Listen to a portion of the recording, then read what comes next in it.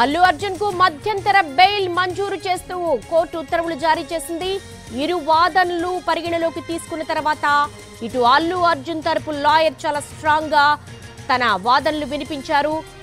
Section 105 అలాగే 118/1 ఇవి applicable కాదు, అతను ప్రత్యక్షంగా రేవతి మరణానికి కారణం కాదు అంటూ వాదనలు వినిపించారు. ఇటు పబ్లిక్ ప్రాసిక్యూటర్ కూడా పోలీసుల తరపున చాలా స్ట్రాంగ్ గానే తమ వాదనలు వినిపించారు. అయినప్పటికీ కూడా ఇటు అల్లు అర్జున్ తరపు లాయర్ చాలా స్ట్రాంగ్ గా తమ వాదనలు వినిపించారు.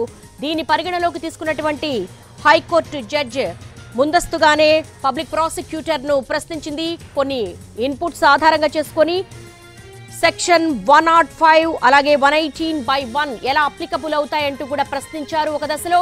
అలాగే రేవతి మరణానికి ఎలా ప్రత్యక్షంగా కారణమవుతారంటూ కూడా ప్రశ్నించింది.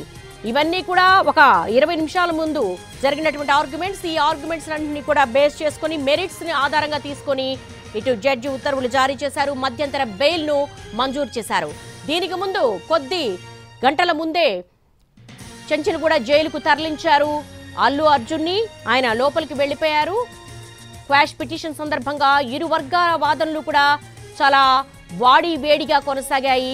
ఇటు ఎలాంటి పర్మిషన్ లేకుండా ఒక పబ్లిక్ లోకి ఒక ప్రైవేట్ వ్యక్తి ఒక స్టార్ హీరో అయినప్పటికీ తన నాలెడ్జ్ లో ఇంతమంది జనాలు వస్తారని తెలిసినప్పటికీ కూడా ర్యాలీగా వచ్చారు. ఒకరి ప్రాణం దృష్టిలో పెట్టుకుని ఇటు నాంపల్లి కోర్టులో జడ్జి 14 రోజుల పాటు రిమాండ్ విధించారు. అయితే క్వాష్ పిటిషన్ సందర్భంగా హైకోర్టులో వాదనలు చాలా బలంగా వినిపించారు అల్లు అర్జున్ తరపు లాయర్. అయితే వీటన్నింటినీ కూడా పరిగణలోకి తీసుకొని ఇప్పుడు మధ్యంతర బెయిల్ ను మంజూరు చేసింది హైకోర్టు.